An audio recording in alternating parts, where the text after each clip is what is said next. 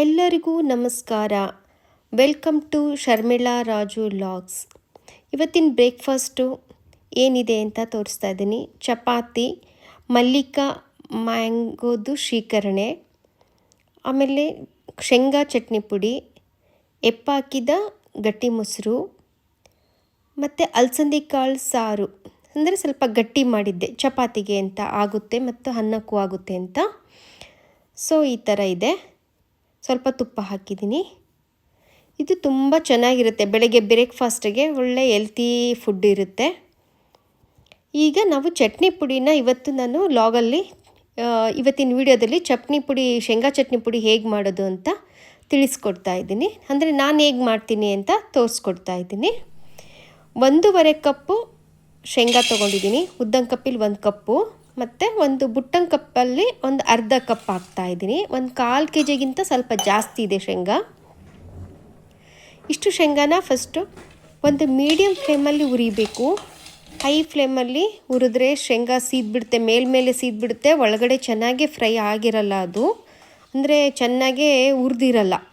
So ಅದಕ್ಕೆ ಸ್ವಲ್ಪ ಒಂದು ಮೀಡಿಯಮ್ ಫ್ಲೇಮ್ಗಿಂತ ಸ್ವಲ್ಪ ಕಡಿಮೆ ಫ್ಲೇಮಲ್ಲಿ ಹುರಿಬೇಕು. ಈ ಥರ ಒಳಗಡೆ ಚೆನ್ನಾಗಿ ಹುರಿದಿರಬೇಕು. ಮೇಲ್ಗಡೆ ಸಿಪ್ಪೆ ಕಪ್ಪಾಗದಂಗೆ ನಾವು ಹುರಿತಾ ಇರಬೇಕು, ಜಾಸ್ತಿ ಕೈಯಾಡಿಸ್ತಾ ಇರಬೇಕು. ನೋಡಿ, ಈ ಮಟ್ಟಕ್ಕೆ ಹುರಿದಿರಬೇಕು. ಸಿಪ್ಪೆ ಕೆಲವೊಂದೊಂದು ಹುರಿತಾನೆ ಬಿಚ್ಕೊಳ್ತಾ ಇರಬೇಕು, ತಂತಾನೆ ಸಿಪ್ಪೆ ಬಿಚ್ಕೊಳ್ತಾ ಇರಬೇಕು, ಅಂದರೆ ತುಂಬ ಚೆನ್ನಾಗಿ ಹುರಿತಾ ಇದ್ದೀವಿ ಅಂತ.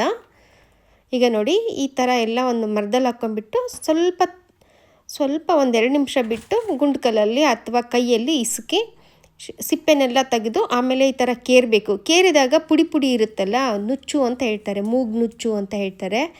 ಬೇರೆ ಕಡೆ ಎಲ್ಲ ಹೇಗೆ ಹೇಳ್ತಾರೆ ಗೊತ್ತಿಲ್ಲ, ದಾವಣಗೆರೆ ಕಡೆ ಮೂಗು ನುಚ್ಚು ಅಂತ ಹೇಳ್ತಾರೆ. ಇದನ್ನು ನಾವು ಕೇರಿದಾಗ ಮುಂದಕ್ಕೆ ಬರುತ್ತೆ, ಇದನ್ನು ತೆಗಿತೀವಿ. ಇದನ್ನು ಶೇಂಗಾ ಪುಡಿಯಲ್ಲಿ ಹಾಕಲ್ಲ, ಸ್ವಲ್ಪ ಕಹಿ ಬರುತ್ತೆ ಅಂತೇಳಿ ಅದನ್ನು ಕೇರಿದಾಗ ಮುಂದೆ ಬಂದಿದ್ದೆಲ್ಲ ತೆಗೆದುಬಿಟ್ಟು ಈ ಥರ ಶೇಂಗಾ ಅಷ್ಟೇ ನೀಟಾಗಿರೋದು ಬೇಳೆ ಮಾಡಿಕೊಂಡು ಚೆನ್ನಾಗಿ ಇಸುಕಿದಾಗ ಈ ಥರ ಆಗುತ್ತೆ. ಈ ಥರ ಇರೋ ಶೇಂಗಕ್ಕೆ ಈಗ ಏನೇನು ಹಾಕ್ತಾಯಿದ್ದೀನಿ ಅಂತ ಹೇಳ್ತಾ ಇದ್ದೀನಿ. ಬೆಳ್ಳುಳ್ಳಿ ಹೈಬ್ರಿಡ್ದು, ಖಾರದ ಪುಡಿ, ಬೆಲ್ಲ, ಜೀರಿಗೆ, ಆಮೇಲೆ ಕರಿಬೇವಿನ ಸೊಪ್ಪು ಒಣಗಿರೋದು ಅಥವಾ ಹಸಿ ಇದ್ದರೆ ಸ್ವಲ್ಪ ಹುರ್ಕೋಬೇಕು. ಒಣಕೊಬ್ಬರಿ ಒಂದು ಅರ್ಧ ಬಟ್ಲು, ಉರಿಗಡಲೆ, ಇದು ಶೇಂಗಾ ಹುರಿದಿರೋದು.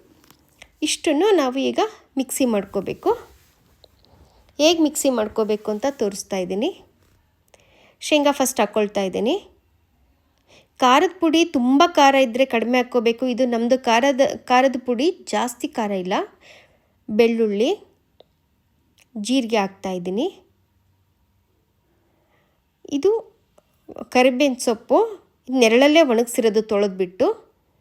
ಖಾರದ ಪುಡಿ ಒಂದು ಮೀಡಿಯಮ್ ಖಾರ ಇರೋವಂಥ ಖಾರದ ಪುಡಿ, ಹಾಗಾಗಿ ಇಷ್ಟು ಹಾಕ್ತಾಯಿದ್ದೀನಿ. ತುಂಬ ಖಾರ ಇರೋದಾದರೆ ಅಷ್ಟು ಹಾಕಬಾರ್ದು. ಬೆಲ್ಲದ ಪುಡಿ ಹಾಕಿದ್ದೀನಿ. ಶೇಂಗಾ ಪುಡಿಗೆ ಬೆಲ್ಲದ ಪುಡಿ ಹಾಕಬೇಕು. ಉಪ್ಪು ಹಾಕ್ತಾಯಿದ್ದೀನಿ. ಬೆಳ್ಳುಳ್ಳಿ ನಿಮ್ಮ ಇಷ್ಟದ ಪ್ರಕಾರ ಒಂದು 3 ಪೀಸು, 4 ಪೀಸು, 7-8 ಪೀಸು ಆ ಥರ ಹಾಕ್ಬೋದು. ಉರಿಗಡಲೆ ಹಾಕ್ತಾಯಿದ್ದೀನಿ. ಇಷ್ಟನ್ನು ಮಿಕ್ಸಿ ಮಾಡ್ಕೋಬೇಕು. ಇದರಲ್ಲಿ ಒಣಕೊಬ್ಬರಿ ಹಾಕಲ್ಲ. ಒಣಕೊಬ್ಬರಿ ಹಾಕಿದರೆ ಏನಾಗುತ್ತೆ ಅಂದರೆ ಒಮ್ಮೊಮ್ಮೆ ಇದಾಗಿಬಿಡುತ್ತೆ, ಅದು ಸರಿಯಾಗಿ ಗ್ರೈಂಡ್ ಆಗಲ್ಲ. ಸೊ ಅದನ್ನು ಸಪ್ರೇಟಾಗಿ ಪುಡಿ ಮಾಡ್ಕೊಂಡಿದ್ದೀನಿ. ಇದನ್ನೇ ಸಪ್ರೇಟಾಗಿ ಪುಡಿ ಮಾಡ್ಕೊಳ್ತಾ ಇದ್ದೀನಿ. ಒಣಕೊಬ್ಬರಿನ ಸಪ್ರೇಟ್ ಗ್ರೈಂಡ್ ಮಾಡ್ಕೊಳ್ತಾ ಇದ್ದೀನಿ. ಸಪ್ರೇಟಾಗಿ ಗ್ರೈಂಡ್ ಮಾಡ್ಕೊಳ್ಳೋದ್ರಿಂದ ಒಣಕೊಬ್ಬರಿ ತುಂಬ ಚೆನ್ನಾಗಿ ಗ್ರೈಂಡ್ ಆಗುತ್ತೆ.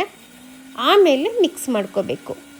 ಶೇಂಗಾದ್ದು ಐಟಮ್ಸು ಎಲ್ಲ ಹಾಕಿದ್ವಲ್ಲ, ಇದನ್ನು ಮಿಕ್ಸ್ ಮಾಡ್ಕೋಬೇಕು. ಆಮೇಲೆ ಎಲ್ಲ ಜೊತೆಗೆ ಹಾಕಿ ಕೂಡ ಮಾಡ್ಬೋದು, ಆದರೆ ಈಗ ಮಾಡಿದರೆ ನಮಗೆ ತುಂಬ ಸಣ್ಣಕ್ಕೆ ನಾವು ಒಡ್ಕೋಬೋದು.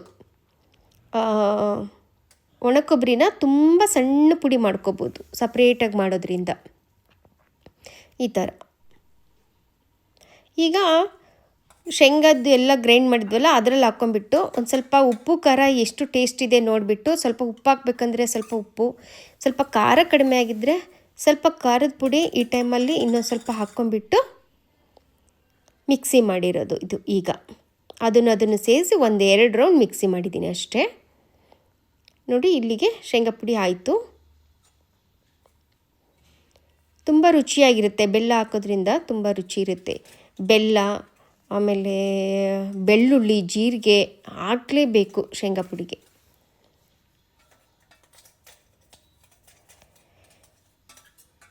ಇದು ನಾವು ದಾವಣಗೆರೆ ಸೈಡು ನಮ್ಮಮ್ಮರು ಯಾವ ಥರ ಮಾಡ್ತಿದ್ರು ಆ ಥರ ನಾನು ಮಾಡಿದ್ದೀನಿ ಶೇಂಗಾ ಪುಡಿನ.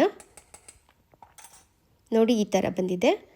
ತುಂಬ ಖಾರದ ಪುಡಿ ಹಾಕಿದರೆ ತುಂಬ ಸ್ವಲ್ಪ ಕಲರ್ ಇನ್ನೂ ಕೆಂಪಾಗುತ್ತೆ. ನಾನು ಜಾಸ್ತಿ ಖಾರ ಊಟ ಮಾಡಲ್ಲ. ಇದು ಬೆಳ್ಳುಳ್ಳಿ ಹಾಕೋದ್ರಿಂದ ಬೆಳ್ಳುಳ್ಳಿದು ಖಾರ ಇರುತ್ತೆ. ತುಂಬ ಖಾರ ಆದರೆ ಅಸಿಡಿಟಿ ಪ್ರಾಬ್ಲಮ್ ಆಗುತ್ತೆ. ಸೊ ತುಂಬ ಖಾರ ಹಾಕಲ್ಲ. ಇದು ಒಂದು 15-20 ದಿವಸ ನೀವು ಕೆಳಗಡೆ ಬಾಟಲಲ್ಲಿ ಇಟ್ಟರು ಕೂಡ ಏನೂ ಕೆಡಲ್ಲ. ಫ್ರಿಜ್ಜಲ್ಲಾದರೆ 2 ತಿಂಗಳ ಮೇಲೂ ಇರುತ್ತೆ. ಕೆಳಗಡೆನೇ ಇಟ್ಟರೆ ಒಂದು 20 ದಿನವೂ ಏನೂ ಆಗಲ್ಲ. ಗಾಜಿನ ಬಾಟ್ಲಲ್ಲಿ ಹಾಕಿ ಟೈಟಾಗಿ ಮುಚ್ಚಿಟ್ಕೊಂಡ್ರೆ ಏನಾಗಲ್ಲ. Thank you for watching. Take care.